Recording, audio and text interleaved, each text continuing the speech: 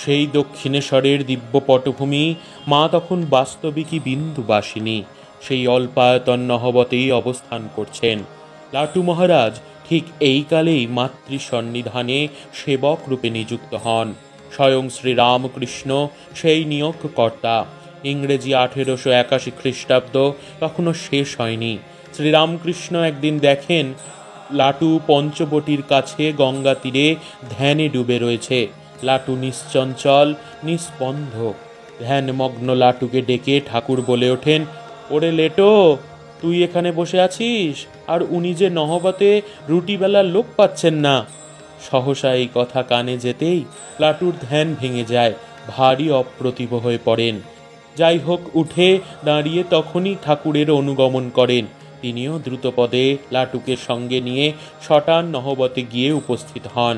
শ্রী শ্রী মাকে সাল্লাদে সম্বোধন করে শ্রীরামকৃষ্ণ তখন বলেন, এ ছেলেটি বেশ শুদ্ধ সত্য, তোমার যখন যা প্রয়োজন হবে একে বলো, এ করে দেবে। লাটুও সেই দিনের সেই ক্ষণ থেকেই জননীর সেবাধিকার লাভ করে ধন্য হয়েছিলেন। উত্তর জীবনে এই স্মৃতি তাকে কীরকম উদ্দীপনা দিত তা তাঁর নানা উক্তি থেকেই বোঝা যেত। যেমন কাশীতে জনৈক ভক্তের কাছে একদিন আবেগ ভরে তিনি বলেছিলেন, দেখো মা কত কষ্টে না দিন কাটিয়েছেন, সামান্য এইটুকু ঘরে তিনি কতদিন রহিলেন, কেউ জানতে পারত না। কখন যে গঙ্গা স্নানে যেতেন কেউ টের পেত না। মার মতো বৈরাগ্য হামনি তো দেখেনি। আর তাঁর দয়ার কি তুলনা আছে?